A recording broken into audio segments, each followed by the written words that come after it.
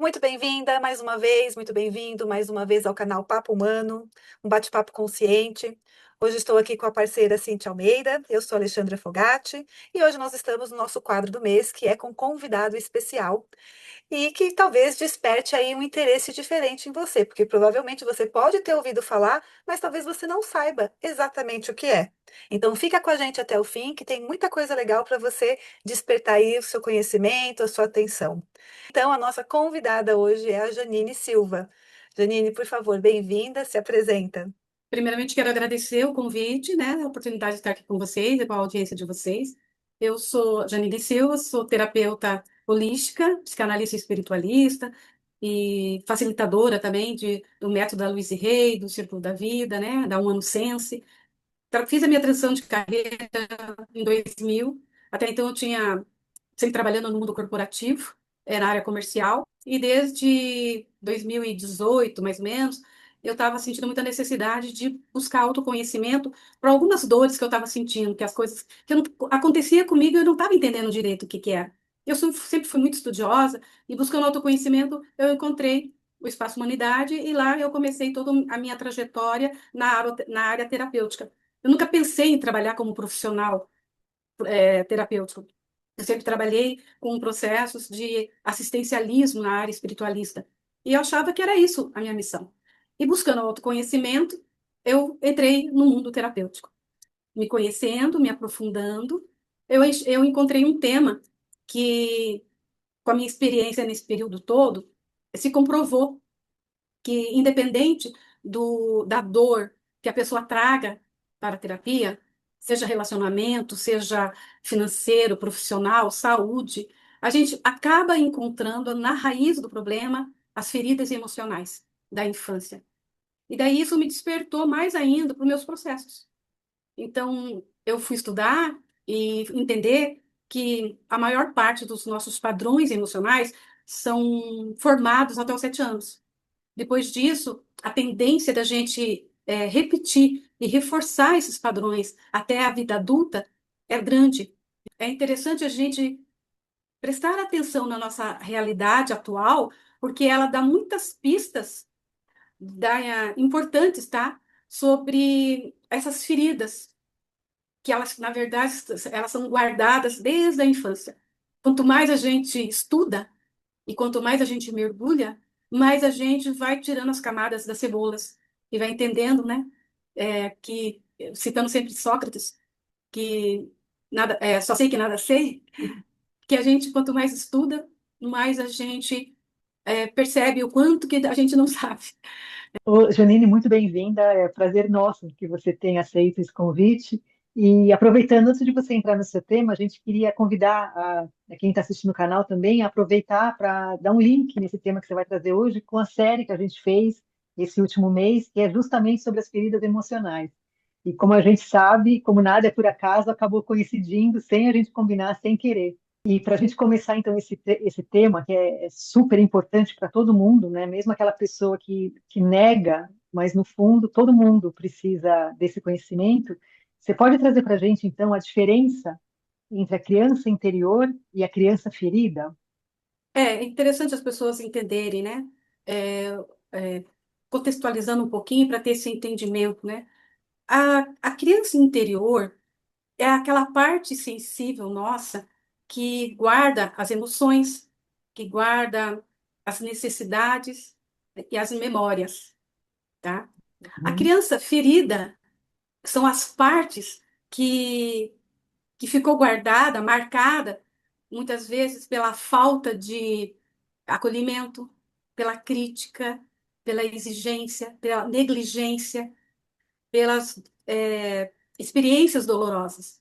Quando nós sofremos algum tipo de trauma emocional ou físico, uma parte de nós fica fragmentada no tempo, revivendo aquela situação, Uhum. enquanto o restante de nós cresce. Então, assim, guardamos na nossa consciência todas as memórias que vivemos, as idades que passamos, mas a mais forte é a personalidade da infância. o que que acontece na infância, nós acabamos carregando para a vida adulta. Todo adulto tem uma criança ferida dentro de si. E então a criança ferida é a representação inconsciente das feridas da infância que não foram devidamente tratadas. E essas feridas, essas dores, elas mantêm vivo dentro de nós uma estrutura infantil que influencia nossos comportamentos, nossas reações emocionais, nossas escolhas, nossas decisões, de uma forma que a gente nem se dá conta. É automático mesmo.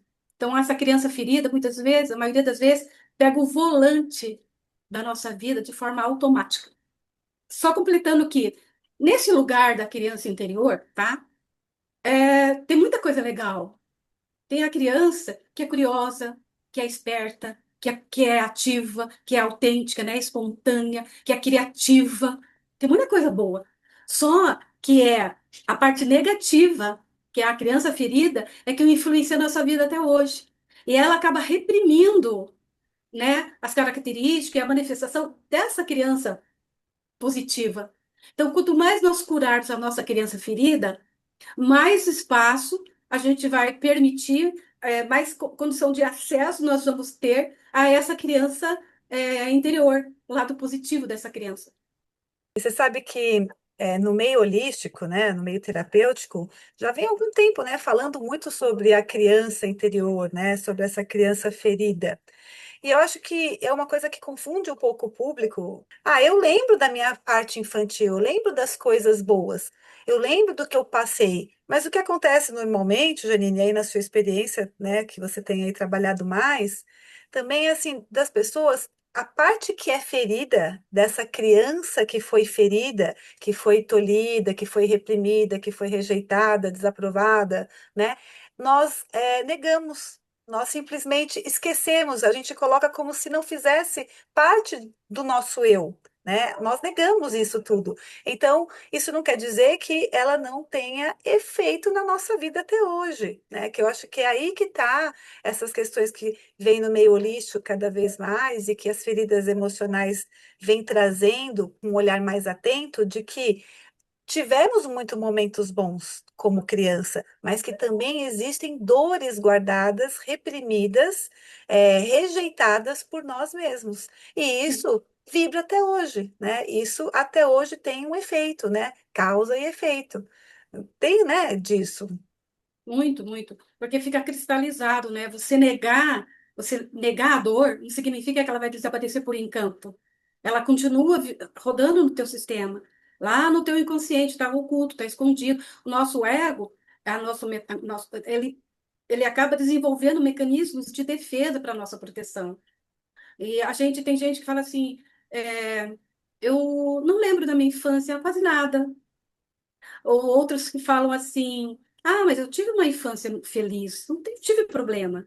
Porque as pessoas acreditam que só teve problema na infância, que infelizmente é muito recorrente em diversos lugares, no nosso país principalmente, de lares, né, que tem muita violência doméstica, muita miséria, muita coisa traumática. Mas aí que está o X da questão. Não é a dor não está associada só à condição financeira e carências e faltas. Ela sempre é pela ótica da criança, como é que a criança recebeu aquela informação. Então, tem pessoas que falam assim, não, eu tive uma infância feliz. Ah, meu pai nunca me bateu, por exemplo, fisicamente. Bastava ele me olhar. Então, ele me olhava, ela congelava. Tinha uma assistida que falou isso. Ela lembrava do olhar do pai, ela sentia a repressão.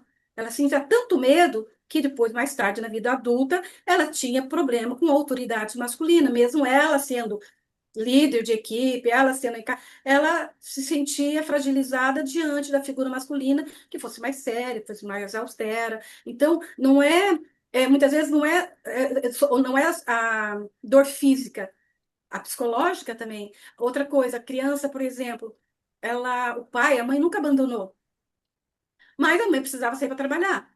Mas o pai precisava viajar, trabalhava viajando, só vinha para casa final de semana. A criança não entende isso.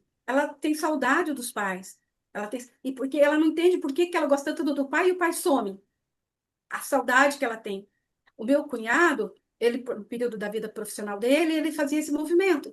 A minha sobrinha, pequena ainda, a minha irmã de vez em quando ia ajeitar, arrumar o guarda-roupa, tinha pedaço de pizza guardada, misturada ali. E daí ela. Por quê? Porque ela sabia que o pai gostava da pizza. Ela guardava para o pai, para quando o pai viesse.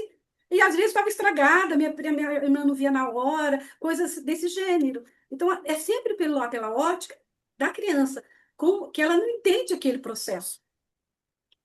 Então, ela carrega essas dores. Todas essas dores, daí traz para a vida adulta N situações é, escondidas, né? Embutidas, que não é uma coisa é, aparente, é invisível, porque está lá no inconsciente mesmo.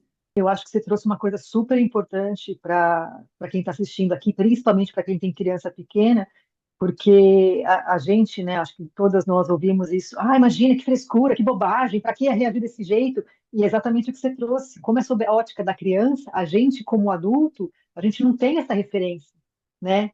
E eu muitas vezes ouvi, quando, como criança, né? Mas para que chorar? Que exagero, tá fazendo drama, interpretado em copo d'água. Mas é para quem está assistindo e é pai e mãe ainda de criança pequena, né, que é a fase até os 7 anos, geralmente, né, que é onde ficam esses traumas maiores, é prestar atenção nisso, né, antes de ter essa fala, parar e, nossa, mas essa é a minha impressão. Qual será que é a impressão que a criança está tendo, né? Porque depois fica isso ali enraizado mesmo na Sim, cabecinha dela, né? é ficar reprimindo a emoção, né? Né? Nós, diversas gerações, né, até a atual, a gente foi condicionado a reprimir nossas emoções. E cada um é único no universo. E tem também, nessa formação, a gente tem, por exemplo, quem é de água, então ele tem um temperamento mais emocional, chora mais, né? Ah, a pessoa que é de fogo é mais raivosa e acaba reagindo, né? A Uhum. de ar já viaja. Então, cada um tem uma característica. Uhum.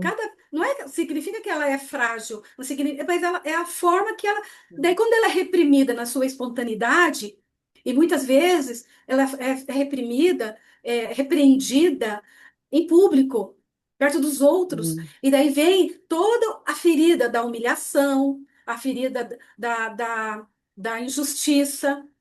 Até da traição, né? Porque ela se sente ali traída perante o. Quem ela confia, a traição, Exato, é. a pessoa que ela confia está tratando ela daquela forma.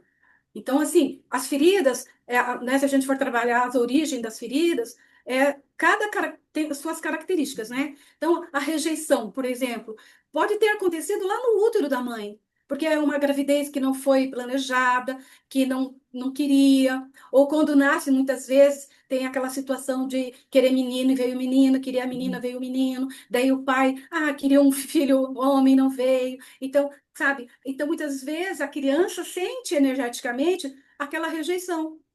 E o processo já starta lá, muitas vezes. O abandono é que nem eu comentei. O pai precisa sair para trabalhar, a mãe precisa ir para trabalhar. Quando existe a falta física e emocional de quem deveria protegê-la, cria essa insegurança. E ela acaba desenvolvendo essa ferida do abandono. Assim, tem N situações que eu posso estar citando aqui, né? De cada ferida, né? A traição que você trouxe. Poxa, a criança cria uma expectativa em função de uma promessa não cumprida. Então, ela, vou levar você no circo no final de semana. Daí não cumpre. Se você passar de ano, passar por média, tal, vou te dar a bicicleta X. E não dá. Não importa o motivo, tá? Não importa. A criança cria uma expectativa que é, que é rompida, que não se cumpre. Então, o que que ela desenvolve? Não posso confiar. Não posso confiar. Ela desenvolve, né? Ela acaba se educando de uma forma que ela não pode confiar nos outros. E expectativas frustradas também. Ela confiou numa pessoa.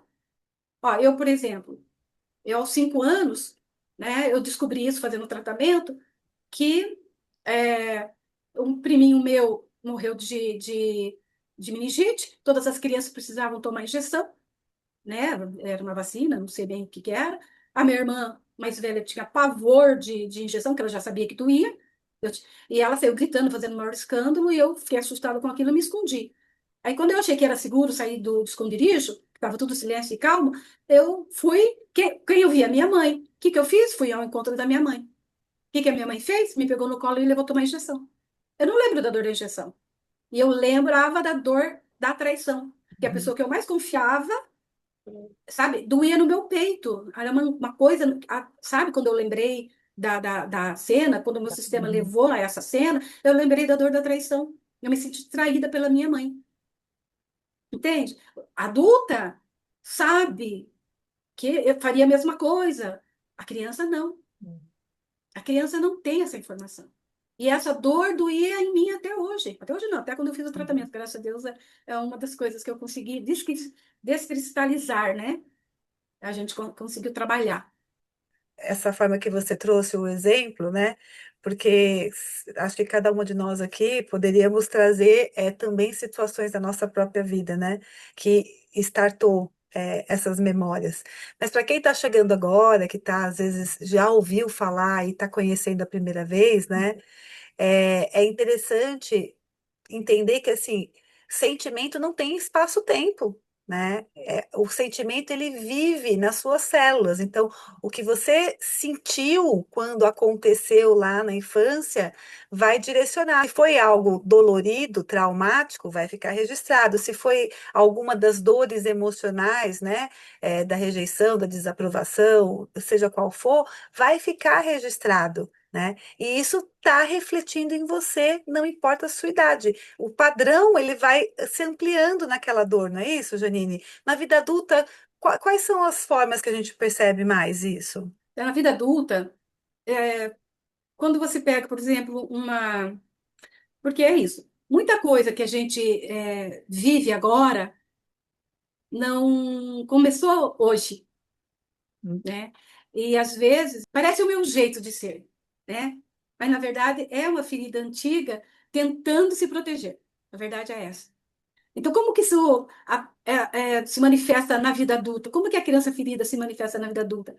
Quando a ferida do abandono, por exemplo, ela tem medo da solidão, ela tem medo de ficar sozinha, ela tem medo então ela faz de tudo, é aquela pessoa que faz de tudo para agradar, para ser a boazinha, porque ela morre de medo de não ser aceita, de ser verdadeira, e o ser jeito de ser verdadeira é muitas vezes não ser aceita pelo outro, e ela acabar se afastando o outro e ficar sozinha. Então ela tem medo de ficar sozinha, ela tem medo do abandono. Então o que ela faz? Ela sempre vai fazer se abandonar para agradar o outro, seja o outro quem for.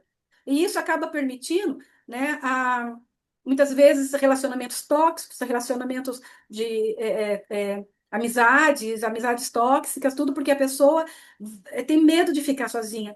E a máscara, né, que o ego cria para defender essa pessoa é a máscara da dependência. Então, a máscara da dependência é emocional. Já, por exemplo, na rejeição, é aquela pessoa que parece que ela não pertence a lugar nenhum. E daí, de medo, né, da sensação da rejeição, ela sai das situações antes. Ela vai embora antes, ela não quer nem ser vista, na verdade, sabe? No fundo, ela acredita que ela não merece nem ter brilho. Às vezes, ela se sabota quando o sucesso chega. Olha que louco. Sabe, que a pessoa busca trabalhar, conquistar, e daí quando vem o sucesso, ela acredita que nem tem direito a esse brilho, a esse sucesso. Então, geralmente, na ferida do abandono, nós temos que trabalhar o amor próprio, porque a pessoa sempre está trabalhando, querendo migalhas de atenção, de cuidado do outro, né? Por não ter esse amor próprio de medo de ser abandonada.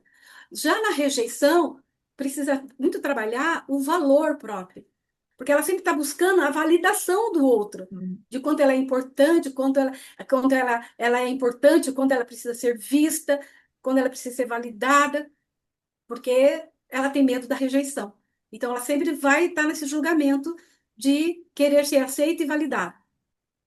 Na traição, na ferida da traição, o adulto ele tem muito medo de delegar, porque ninguém vai fazer tão bem quanto ele. Ele tem medo de confiar. Como que ele vai confiar se de repente a pessoa não fizer direito?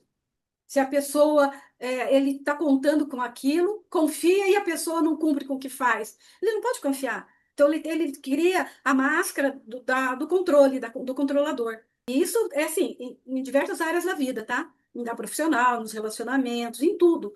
Então, ele fica nesse processo de ter controle sobre tudo, vive em alerta. Sabe aquela pessoa que vive em alerta? Sabe aquela pessoa que sempre está esperando que uma segunda intenção de alguém?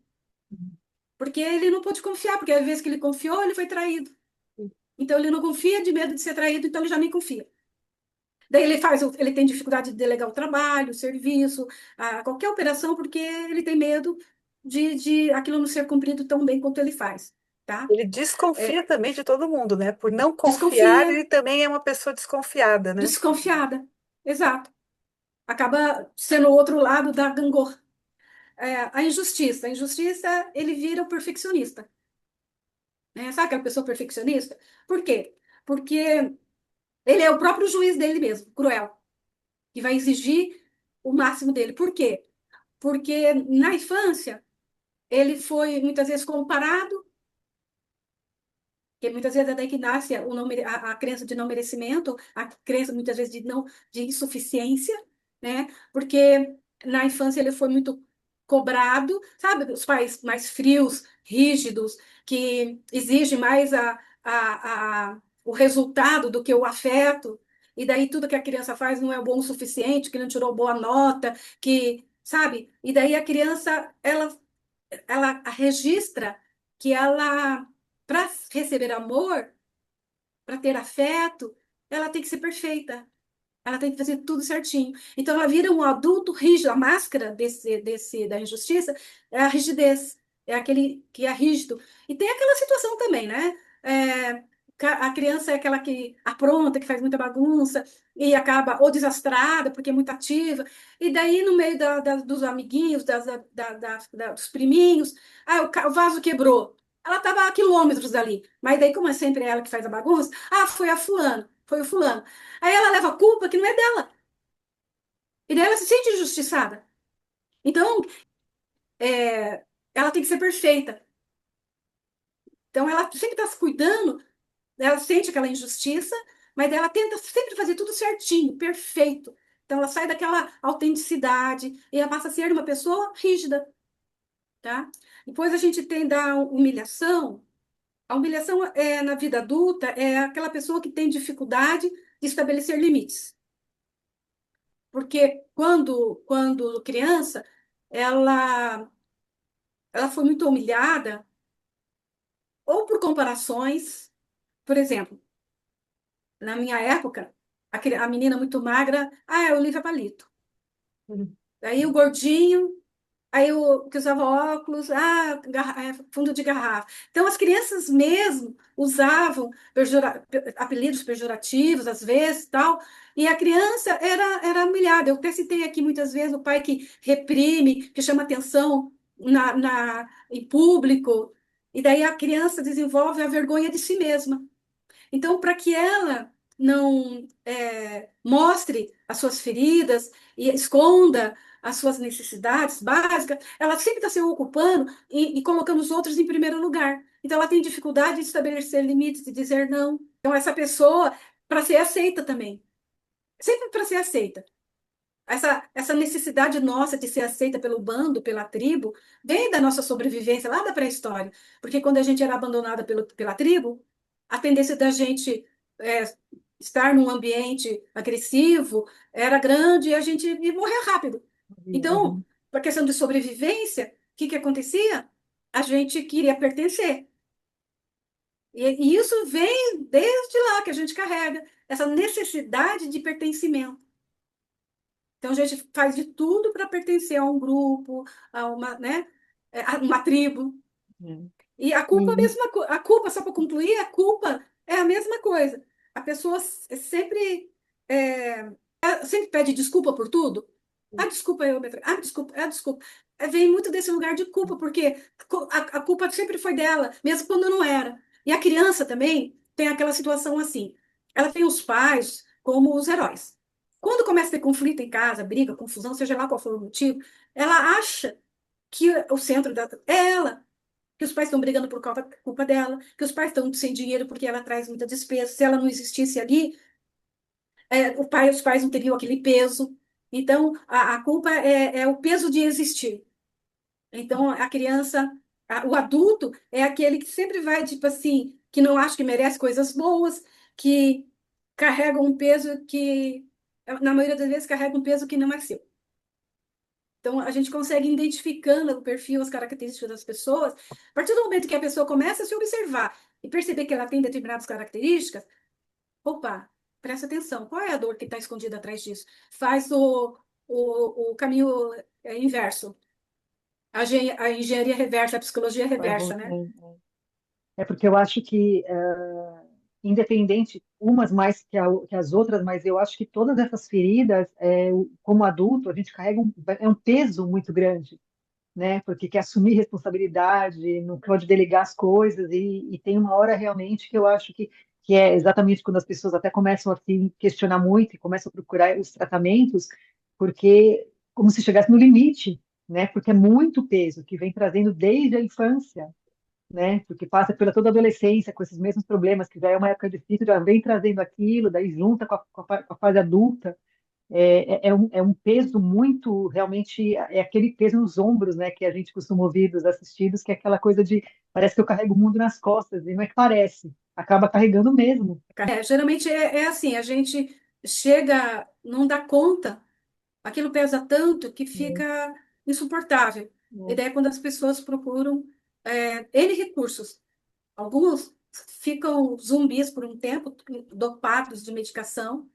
E eu tenho um assistido que chegou em mim e falou assim, ele não aguentava mais ser um zumbi, que ele queria o tratamento para poder, porque ele tinha um cachorro muito brabo dentro dele e ele tinha medo de abrir a jaula. olha só. Então, ele queria, mas ele estava cansado de estar anestesiado. Então, ele buscou o tratamento para poder domesticar esse cachorro, entre aspas. E foi muito interessante que a gente fez uma TDR, né? A TDR é a terapia de desbloqueio de registro emocional com reprogramação energética, que é onde essas energias, essas emoções ficam cristalizadas e elas vão tomando corpo e elas vão bloqueando o fluxo natural da energia vital do nosso organismo, no nosso sistema, no nosso etérico. E ele vinha para a sessão com muito medo, ele vinha desconfortável. Ele era um rapaz de 28 anos mas ele era austero, ele era uma pessoa assim conservadora, o jeito dele se expressar, primeiras sessões e tal. Mas ele vinha com medo mesmo, porque ele queria olhar para aquilo. E ele falava, então ele via, ele mexia as mãos, eu ia conversando, conduzindo. E na TDR foi bem interessante, o tratamento dele todo foi maravilhoso. Mas foi interessante porque quando a gente fez a TDR, umas coisas bem violentas, bem graves que ele teve na infância, na semana seguinte ele chegou e ele com um sorriso tão lindo. Daí eu perguntei, de prático, como que você tá? Tá tudo bem, aquela coisa assim. E ele falou para mim assim, tudo bem, tô um pouco estranho. E deu um sorriso lindo. Falei, por quê? Ele falou, não, eu estou bem. Mas eu nunca me senti assim. Parece que está faltando alguma coisa. Ele estava sentindo falta daquela densidade, daquela energia densa no sistema Daquele dele. peso, né? Que loucura isso, né? A gente Quando a gente acostuma. limpou, despolarizou, que saiu aquilo, ele não estava se reconhecendo, ele estava estranhando aquela leveza que ele estava sentindo, aquela E calma. essa leveza é o que é ele, né? Mas ele não sabia que ele era Não, assim. não sabia, porque ele Só estava no estava, trauma desde criança. só estava viciado na mesma emoção e nos mesmos É. sentimentos. Achava que aquilo era ele, mas no fundo não era, né? Que interessante essa história, que legal. É. E Jan, e o que que você, assim, na sua experiência, o que que você indica, então, para o caminho da cura, né, da consciência? Como que as pessoas podem, buscar esse nível de consciência, essa integração, né, esse despertar para a cura? Porque estamos cheios de adultos infantis hoje em dia, cheios de adultos mimizentos, que eu falo, cheio de adultos birrentos, né? E nem percebem que estão nesse lugar ainda infantilizado e em dor, né? A primeira coisa é justamente buscar autoconhecimento, sem dúvida alguma, Hum. ter coragem de olhar para os seus processos, fazer esse mergulho interno, que muitas vezes é desafiador e dolorido, mas extremamente necessário para o processo de crescimento, de desenvolvimento pessoal. Não tem como fugir disso. E os mimizentos, quem faz birra não é o adulto. É isso que as pessoas têm que entender. É, O adulto não faz birra. Quem está fazendo birra, quem está com dor, quem está é a criança. Então, identificar essa dor, identificar o que está doendo, o que está incomodando, sabe? Ter consciência. Então, pedir ajuda é sinal de maturidade emocional, não é fraqueza. Por isso, a reconhecer, então, as dores, o que está doendo, o que está incomodando. Se está incomodando, precisa da nossa atenção. Eu sempre comento que a dor, ela não é ruim.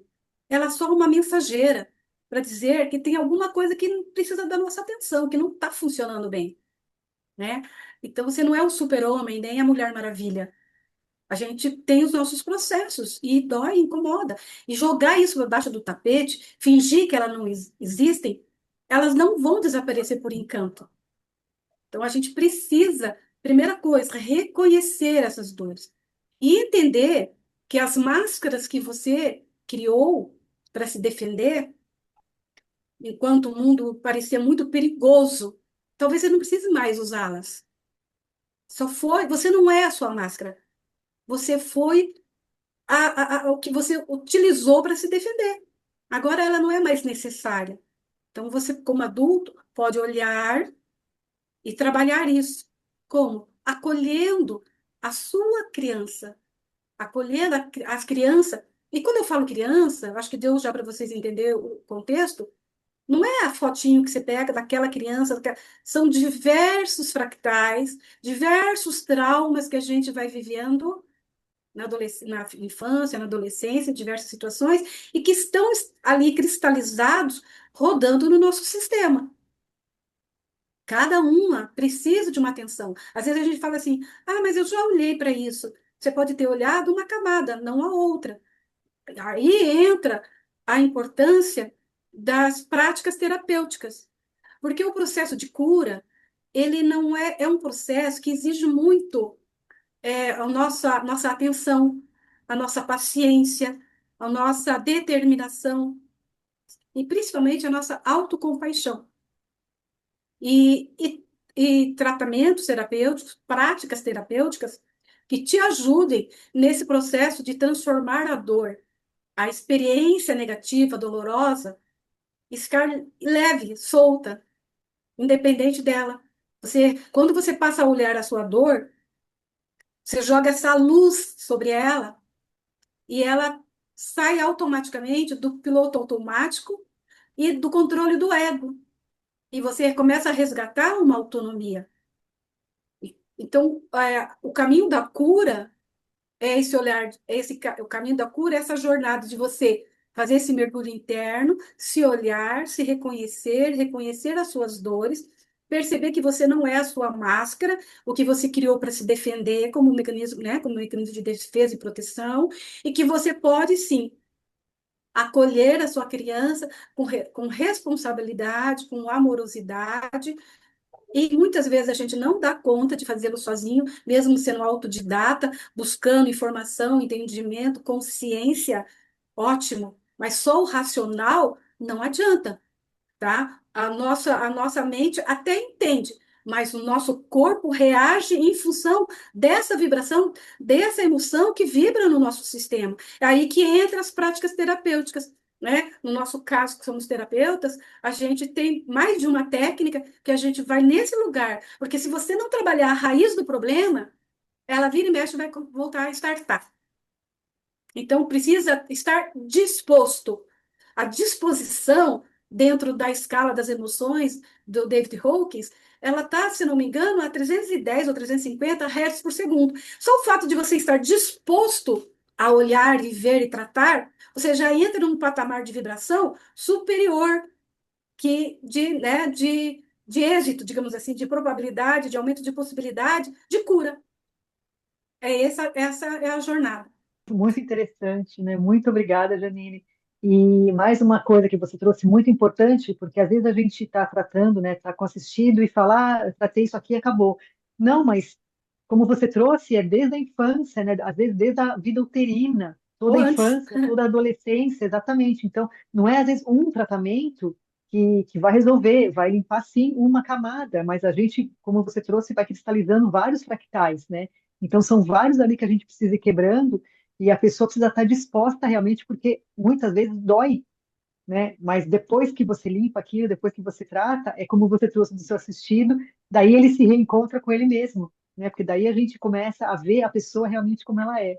Eu sempre cito assim, nos atendimentos que eu faço, para a pessoa ter clareza, porque como a emoção é uma coisa sutil, é mais difícil das pessoas perceberem, certo, né? Percebê-las. Então, eu sempre comento assim, eu sempre dou como exemplo uma ferida mesmo, física, né? Uhum, Você tem aquela ferida ali sangrando, às vezes infeccionada, você nem encosta porque dói. Quando ela começa a sarar, né, ela vai ficando ainda meio rosinha, assim, né? E você tem até medo de encostar porque ainda está sensível. ainda Mas lembra da dor depois, também, né? mas depois você olha, você vê que é uma marca, uma cicatriz. Você passa a mão, você bate, não dói. Você lembra que você Exato. É. machucou, que doeu, que demorou para sarar, mas ela não dói mais. O tratamento energético espiritual, ele tem a mesma finalidade. Quando você lembra da situação que você viveu, aquela vibração te traz angústia, traz tristeza, traz dor. Sinal que ela é ferida. Ela está sangrando, ela é aberta, né? Quando a gente trata e trabalha para sarar e virar uma cicatriz, uma marca, porque ela não vai deixar de existir na sua vida, ela pertence a você. Você vai lembrar. Não existe amnésia, não existe, não, Uhum. não lembro mais. Você lembra, mas ela não te incomoda mais, porque você tratou. Ela não está mais vinculada àquela dor. Você lembra da história, você sabe o que aconteceu, mas ela não dói com aquela intensidade, porque as emoções foram tratadas e trabalhadas. Então, se você vai para alguma lembrança que dispare em você qualquer incômodo, isso precisa ser tratado, isso precisa ser trabalhado, porque é uma ferida. Não se iluda. Não adianta É. jogar embaixo do tapete. Busque ajuda, porque você precisa tratar. Porque enquanto a ferida está ali, é como se ela nos controlasse, né? E quando a gente trata e vira essa cicatriz, é a gente que consegue controlar. A gente olha para ela e fala: eu te reconheço, você está ali, mas agora não me dói mais, né? Você faz parte de mim, mas não me controla mais como antes, né? E é isso que os tratamentos trazem, essa consciência também para a pessoa, né? Acaba se libertando daquilo que você mais reprime, É. né, que estava te dominando. E aí, quando você reconhece, simplesmente integra, nem é mais controle, é sobre integrar, né, sobre se libertar daquela prisão que você mesmo acabou se colocando por condenar. Queria então agradecer, Janine. A gente vai deixar os seus contatos também. E quem estiver assistindo a gente, se tiver alguma dúvida, se quiser colocar alguma coisa ali no chat, né, do canal, para a gente passar para a Janine ou mandar diretamente para ela, a gente vai ter um prazer de responder. E queria deixar aqui o nosso convite para você voltar quando quiser, porque é um tema muito interessante e é um tema que a gente, cada vez que vai entrando nele, vai surgindo outros, né? E a gente vai abrindo, abrindo, abrindo, e é uma coisa que não acaba nunca. Eu estou à disposição para vocês, tá? Muito obrigada pelo convite. Obrigada, Janine.